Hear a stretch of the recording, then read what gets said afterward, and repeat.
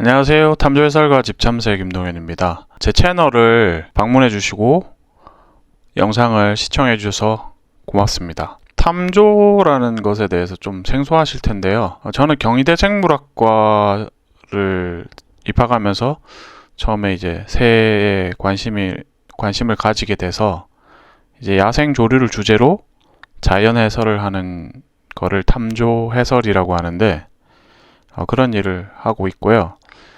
2002년부터는 다음에 아마추어 탐조 동호인 연합 카페라는 카페를 운영하면서 또 유튜브하고 네이버 TV도 운영을 하고 있습니다.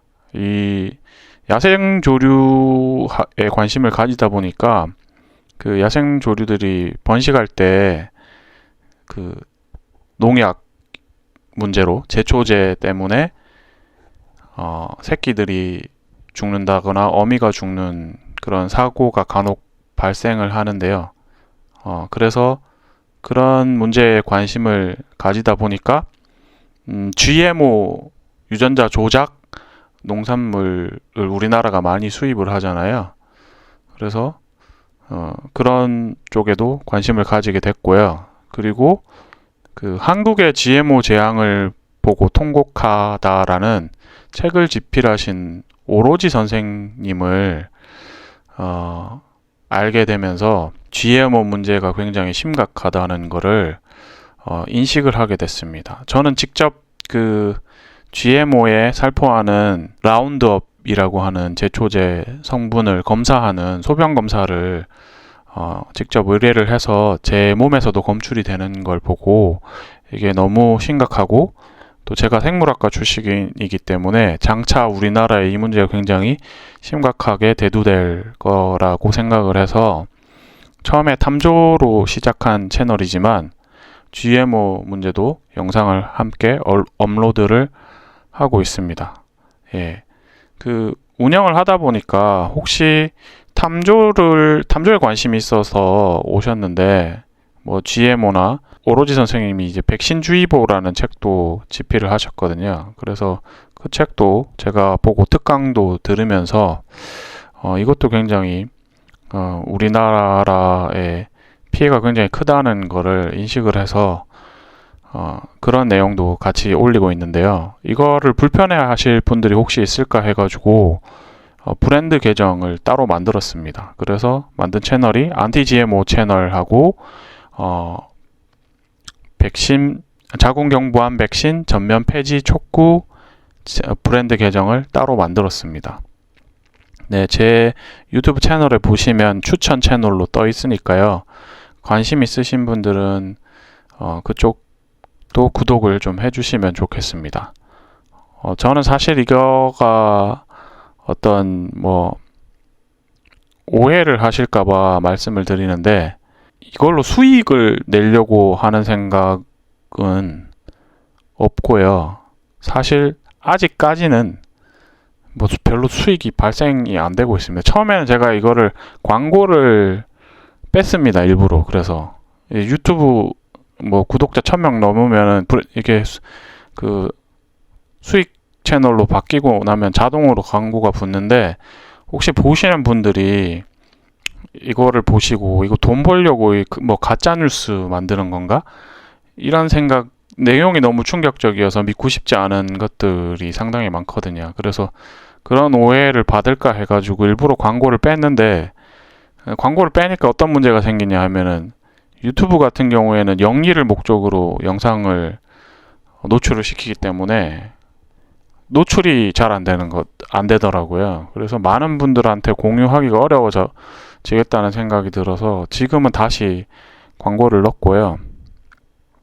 근데 뭐 조회수가 그렇게 많지 않아서 이거 가지고 뭐 어떻게 할 수 있는 그런 상황은 아닙니다. 어쨌든 이런 거 보고 뭐 이게 돈 벌려고 별짓을 다 하네 이렇게 생각하시는 분들은 그런 오해가 없었으면 좋겠습니다. 그리고 저 생물학과 나와서 제가 뭐 박사학위를 하거나 그런 건 아니지만 누가 거짓말을 하는지 그리고 이게 신빙성이 있는지 없는지에 관해서는 제가 직접 검증을 한 부분에 대해서는 확신을 가지고 영상을 업로드를 하고 있습니다. 물론 제가 뭐 의학 박사도 아니고 뭐 바이러스나 이런 분야의 전문가가 아니라는 점에 대해서는 저도 인정을 하고요. 그래서 여러분들이 영상을 보시고 저와 함께 같이 검증을 해 주셨으면 좋겠습니다. 이런 부분에 대해서 저는 뭔가 선입견을 강요하기보다 좀 많은 분들이 관심을 가져서 공론화해서 정말 문제가 없도록 되었으면 좋겠습니다. 그리고 제가 지금 이제 소개해 드릴 영상은 2018년 10월 12일에 서울시청에서 내 몸이 최고의 의사다라는 책을 쓰신 임동규 의사 선생님하고 백신주의보를 집필하신 오로지 선생님하고 같이 강연하시던 거를 촬영을 해서 알루미늄에 관한 부분만 뽑아서 영상을 만들었습니다. 이게 우리나라 아이들이 맞는 백신에 뭐 거의 다 들어가 있다고 보시면 됩니다. 그래서 이게 굉장히 심각하고 치명적이라는 내용을 공유를 해야 되겠다 생각이 들어서 새로 편집을 했습니다. 그 부분만 PPT를 좀 더 선명하게 넣었고요. 이런 문제에 관심을 가지신 분들이 쉽게 공유할 수 있는 영상으로 만들었는데, 이것만 떼가지고 영상을 올리면 이제 또 뭐 가짜 뉴스처럼 그렇게 취급받을 것 같아서 제가 미리 설명드리는 영상을 촬영을 해서 앞부분에 첨부를 합니다.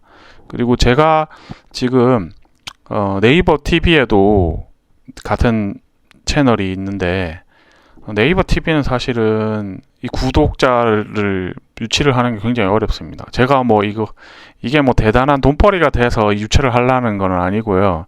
뭐 실시간 방송이라든가 사용할 수 있는 것들에 제약이 있고, 그리고 네이버 TV는 너무 노출이 안 됩니다. 이게 저는 탐조의 즐거움을 공유하는 것처럼 굉장히 중요한 문제고, 아이들의 건강, 자궁경부암 같은 백신 같은 경우에는 평생 하고 관계되는 나라의 미래에 이렇게 치명타를 줄 수 있는 문제라고 생각을 해서 이걸 보다 많은 사람들하고 공유해서 공론화 하려고 하는 거거든요. 이게 뭐 제가 지금 올리는 영상이나 내용이 다 완벽해가지고 그거를 세뇌시킬 마음은 전혀 없고요. 그래서 많이 관심 가져주시고, 그리고 네이버 TV도 그 네이버 아이디가 있으신 분들은 적극적으로 구독을 해주시면 그래도 도움이 되는 영상을 만들려고 노력을 하도록 하겠습니다.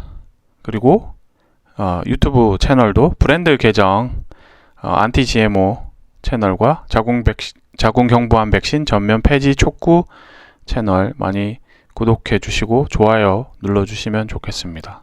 네, 이 영상 처음 보시는 분들은 도움이 되셨고 유익했다고 생각하시면은 구독과 좋아요 부탁드리겠습니다. 네, 그러면 앞으로 더 좋은 영상으로 찾아뵙도록 하겠습니다. 백신에 들어가는 알루미늄의 위험성에 대한 오로지 선생님의 특강 영상을 보시겠습니다. 백신에 여러 가지 성분이 있는데 수은도 들어가고 포름알데히드도 들어가고, 포름알데히드는 발암물질이에요. 그 발암물질을 집어넣어요. 근데 그거보다 더 위험한 성분이 있어요. 그게 바로 알루미늄입니다. 알루미늄은 우리가 항상 접촉하는 물질이라서 별로 그렇게 위험하게 생각하지 않아요. 근데 이 백신에 지금 현재 이게 가장 큰 문제예요. 자궁경부암 백신에 바로 알루미늄이 있기 때문에 큰 피해를 주는 거예요. 2011년도에 자메이카에서 백신에 대한 컨퍼런스가 있었어요. 세계적으로 유명한 백신 전문가들이 모여서 발표를 했어요. 근데 그 중에서 4 전문가가 똑같이 알루미늄에 대해서 발표를 했어요. 알루미늄에 대해서. 우리가 이 음식으로 섭취되는 알루미늄은 0.2에서 1.4%만이 몸에 흡수되고 나머지는 다 병으로 나가요. 그리고 신장 기능이 정상이면 대부분이 소변으로 배출되고, 근데 주사로 투입되는 알루미늄은 100%가 흡수되고 배출이 어려워요. 더 큰 문제는 특히 2살 미만은 신장 기능이 완전하지가 않은 거예요. 이런 애들한테 신장 기능이 완전하지 않은 아이들한테 알루미늄이 잔뜩 함유된 백신을 주입하고 있어요. 상식 밖이에요. 지금 2달 된 영유약에 1225 마이크로그램을 주입했더니 이 연구에서 소변에서 검출이 안 돼요. 혈청에서 찾을 수가 없어요. 그럼 어디로 갔을까요? 몸에 축적된다는 거야. 어디였지? 근데 B형 간염 백신, 태어난 지 하루도 안 된 아이들한테 맞추는 이 백신이 알루미늄이 250 마이크로그램 있습니다. 이 알루미늄이 얼마나 큰 피해를 주나 이걸 보면 알 수 있어요. 베일리 유아 발달 지표라는 게 있어요. 2에서 30개월 된 영유아의 발달상의 기능을 객관적으로 평가하는 검사예요. 그리고 알루미늄이 함유된 영양제 주사를 투입하면은 이게 4에서 5 마이크로그램 1kg당 하루에. 그러면 이 발달 지표가 1점씩 감소해요. 1점씩. 그리고 미국 식약처는 알루미늄이 함유된 이 영양제 주사에 이런 경고문을 쓰도록 돼 있어요. 근데 B형 간염 백신에 함유된 250 마이크로그램에 대해서는 전혀 상관을 안 해요. 이 영양제 주사보다 그 규정보다 15배가 높은데요. 백신은 한두 가지가 상식밖에 아니에요. 너무 여러 가지가 상식밖에요. 이게 트로의 목마 아시죠? 백신에 함유된 알루미늄을 트로의 목마라고 해요. 그게 그냥 이게 뭐 소문이 아니라 이 논문에서 그 얘기를 해요. 프랑스의 백신 전문가가. 이분이 이 새로운 단어를 만들어냈어요. MMF라고 한국말로 번식하면 대식세포 근막염이에요. 이게 뭐냐면은 주사를 투입을 할 때 혈관으로 투입하는 게 아니에요. 근육으로 투입을 해요. 그러면은 백혈구가 와서 그걸 삼켜요.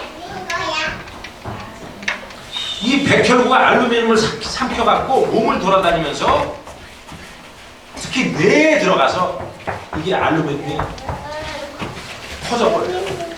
이 알루미늄이 뇌에 들어가면 어린아이들한테는 자폐증, 노인한테는 치매가 걸리는 거예요.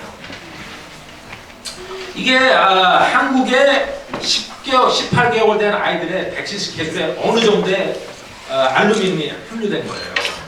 고합 5025 마이크로그램. 그럼 아까 말씀드린 데일리 유아 발달 지표의 1점에 해당되는 수치가 무려 100배가 높은 거예요. 왜 이런 짓을 합니까? 근데 이러한 문제가 여자보다 남자가 더 피해가 커요. 뇌에서 일어나는 문제는 독성물질이라는 것은 여자보다 남자가 더 문제가 커요. 이게 뭐하고 연관성이 있냐면 육사에서 1등, 2등, 3등 모두가 여자라고 밝혔잖아요. 뭔가 남자 아이들한테 문제가 일어나는 게 지금 보여지는 거예요. 알루미늄이 함유된 백신의 수가 많은 나라일수록 자폐증 유병률이 높다. 그게 바로 한국입니다. 한국이 자폐증 발병률이 세계 1위라는 걸 다시 한번 강조합니다. 백신의 접종률이 1위니까. 어린 쥐에게 알루미늄을 투입한 결과 중추신경계에 심각한 부작용이 일어난다. 알루미늄은 여러 가지가 단점이 있어요. 이 백신에 함유된 알루미늄은 항체 작용을 하는 체액성 면역체. 그러니까 이게 이 면역 체계는 두 가지가 있어요. 항체를 만드는 면역 체계하고 그다음에 이 백혈구 같은 세포 면역이 있어요. 근데 항체가 쏠리게 이 알루미늄이 하면은 세포 면역 체계가 교란돼요. 약화가 돼요.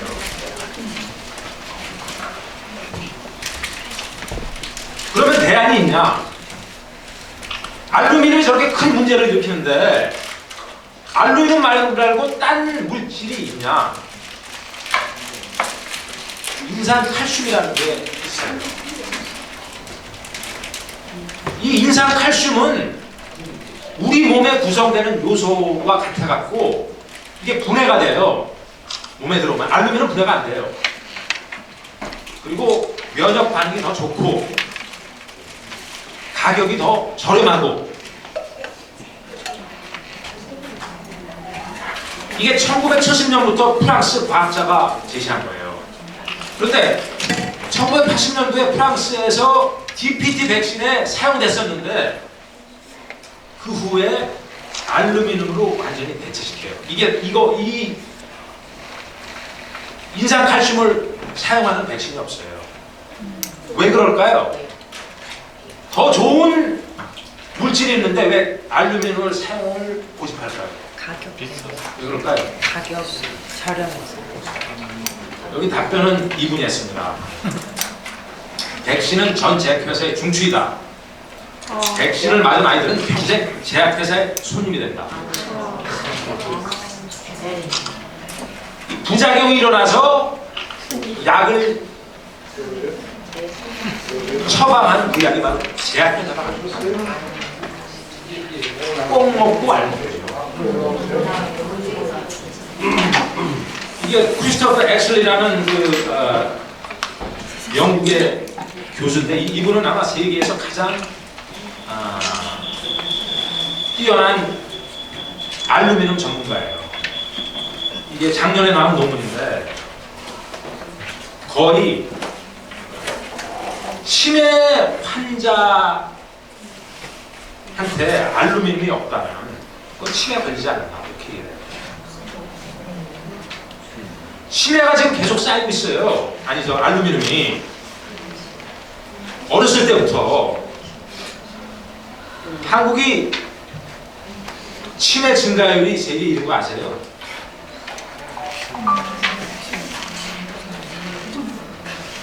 수돗물에 알루미늄이 많은 지역에 사는 사람들이 치매 많이 걸린다. 이거 아세요?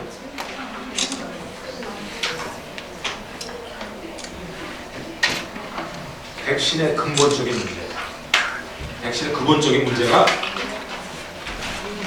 이거예요. 생후 3개월 아기의 백신 부작용을 누가 책임지냐? 누가 책임지냐 이거예요.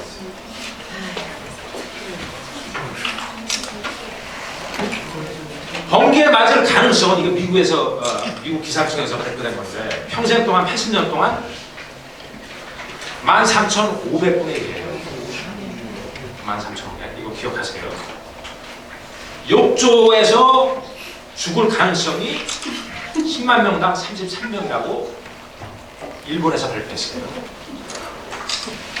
그러면 전염병으로 10만 명당 사망자 수는 얼마나 되냐? 독감 폐렴은 30.9명, 결핵은 2.6명. 나머지 이 전염병은 0명이에요, 0명. 이렇게 0명 되는 걸 왜 이렇게 걱정을 할까요, 사람들이? 왜냐? 언론에서 야단을 하니까, 정부가 야단을 하니까 더 큰 가능성이 있는 건 상관 안 하고 왜 이렇게 가능성이 거의 없는 거에 왜 이렇게 신경을 쓸까요? 면역체는 두 가지 방어가 있습니다. 세포 면역, 이게 바로 백혈구 같은 걸 얘기하는 거예요. 그리고 체액성 면역은 항원을 인지하여 항체를 만드는 거예요. 이런 식으로 열쇠와 자물쇠 같아요. 이 항원에 대한 항체를 만드는 거예요. 자연 감염과 백신의 다른 점은 이거예요.